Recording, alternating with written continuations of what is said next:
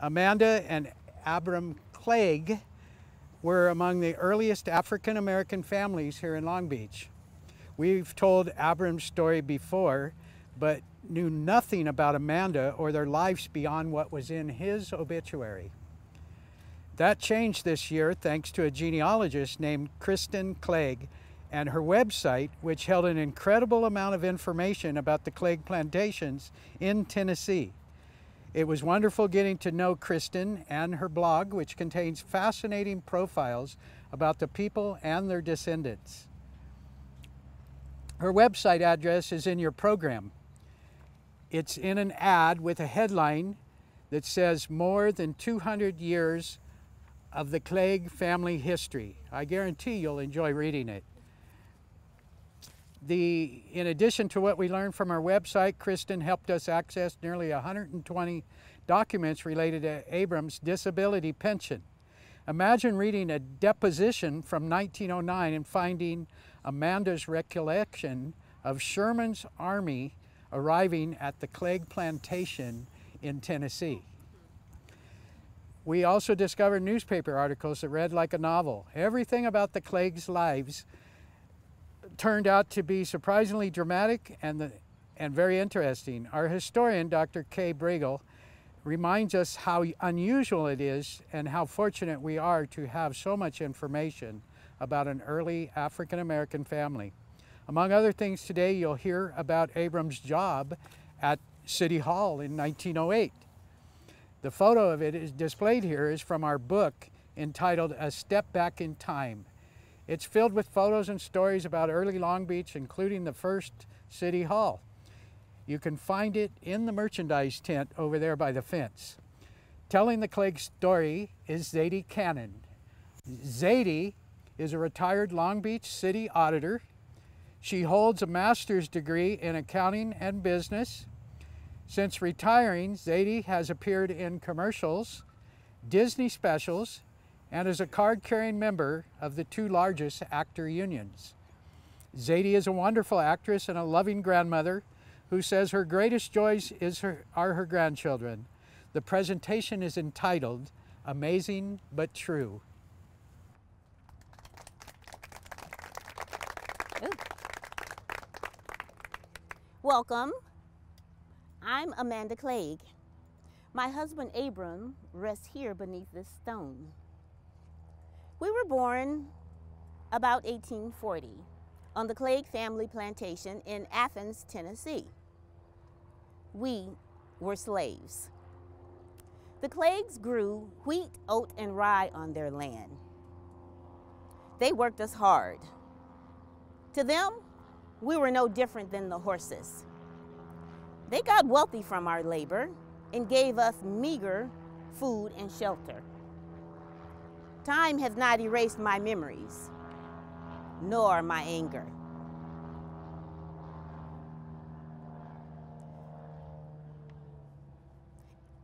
In 1860, my mother's name was Sally.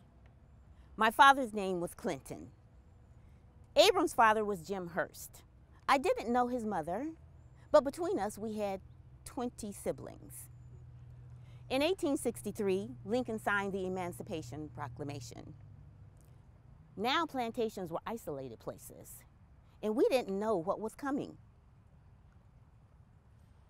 Soldiers from General Sherman's Union Army rode onto the Clegg plantation. The Cleggs refused to sign an oath of allegiance to the United States. Right then and there, they became prisoners of war. We were free. As a slave, Abram never had a say-so or choice about anything. Now he could leave the plantation and help join in the fight against the Confederacy. He joined the Union Army's 1st Regiment U.S. Colored Heavy Artillery. I needed to find a job and a place to live. I went to work for a family in town, the Tuckers. Later, I married Lou Diedrich. Now, we all make mistakes. Lou was mine. Some days he beat me, others he threatened to kill me. And in between, he fathered our child. In 1865, the Confederate Army surrendered to the Union Army. The war was over, and 9 months later, Abram mustered out in Chattanooga. The Army paid him what he was due, and he returned to Athens. Abram saw what was happening to me, but he didn't meddle. And I knew eventually that Lou was going to kill me. So I went to court to get a divorce. Witnesses testified that my life was in danger. And in 1867, just before Christmas, the judge decreed me a single woman. He gave me custody of our child and told Lou to pay the court and lawyer fees. Sadly, soon after, my child died. Well, Abram asked me to marry him, and we took the train to Chattanooga. My father had a little restaurant there. A preacher came and married us right there in the restaurant. The Tuckers, the family I had worked for, they were moving to Texas and told us that we could come along with them. Abram and I rented land in Austin and settled down. We planted and harvested and sold our crops and saved our money. In 1876, our daughter was born. We named her Sarah, but we called her Sally. My mother took the train to come and visit and to see her grandbaby. A few years later, we had another child, but that child died. In the 1880s, Austin was starting to slow down, and we were looking for another place to go. And we had heard about California and that California was booming, that they had land and people with money to invest. So we headed west. California had never been a slave state, but there was prejudice. Not gonna say otherwise. Yet and still, California did feel different. Mostly there were white people, but there were Chinese, Japanese, Mexicans, Filipino, and black people like us who came here from the South. Abram found work as a laborer, and we wanted to have a say in how things were gonna go. Now, it was hard for a black man to vote in the South, but we weren't in the South anymore. And it would be another 30 years before I could vote. But I was so happy to go with Abram and watch him register in 1888. We were attending the Second Baptist Church in Los Angeles.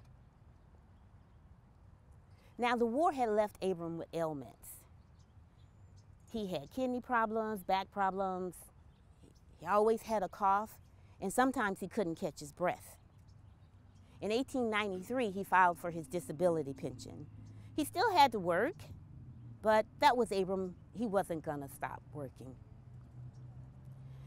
Our daughter Sally, when she was 14, she got married. Her husband was 32. He was a carpenter. His name was Richard Pierce. Now, Abram and I had our misgivings, but Sally was determined, and we were relieved when they decided to live with us. Before long, they had a baby girl, and they named her Avalon. And Abram and I were over the moon in love with our granddaughter. Then Sally started to run around. Her husband, Richard, caught her in what you'd call a compromising situation. Richard shot at Sally's lover, but he missed. 6 months later, she gave birth to a stillborn baby. Now, Abram and I thought maybe that would straighten her out, but Sally wouldn't settle down. She took up with a guy named Romeo Brown. Romeo was a pimp and an opium dealer. He was bad news behind a handsome face. And one night, Richard followed the two of them to a bar, and Richard shot at Romeo, and he missed. Again. Richard was not a good shot.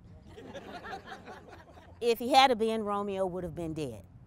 He chased Romeo out of the bar, and the bullet had only grazed him in the leg. Well, Sally, she moved to San Francisco out of the watchful eye of Abram and me. And we were raising Avalon.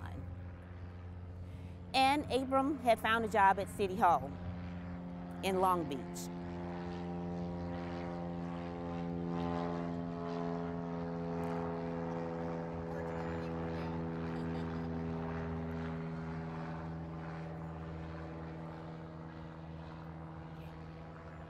He was a janitor there.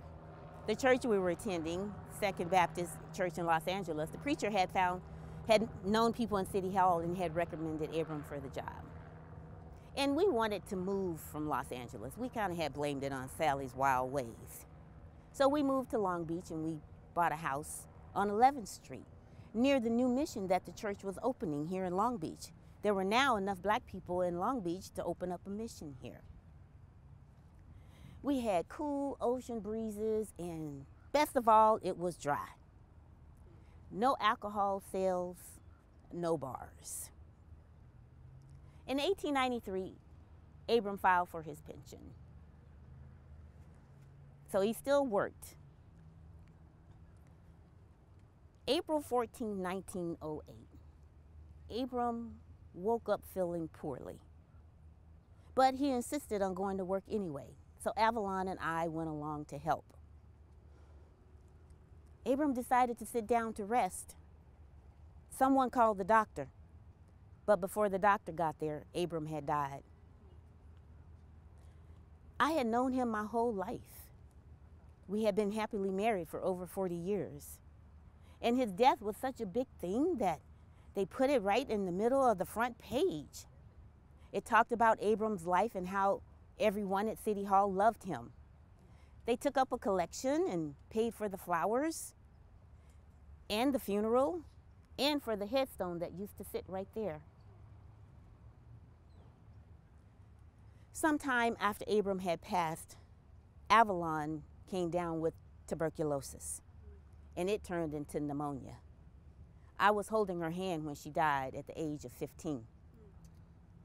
Now, I had no time to grieve. I had to find work, so I found work as a maid, and I stayed in our house until 1911. I had kept in touch with people in Austin, and they had convinced me to come back. So I went back and I stayed for a couple years. But what I really needed was my family. So I moved back to Tennessee and worked as a laundress. I was well into my 80s now. In the summer of 1921, when I was visiting my sister Lydia in Memphis, I fractured my leg. It was a bad fracture, and they took me to the hospital, but my kidneys failed, and I was gone.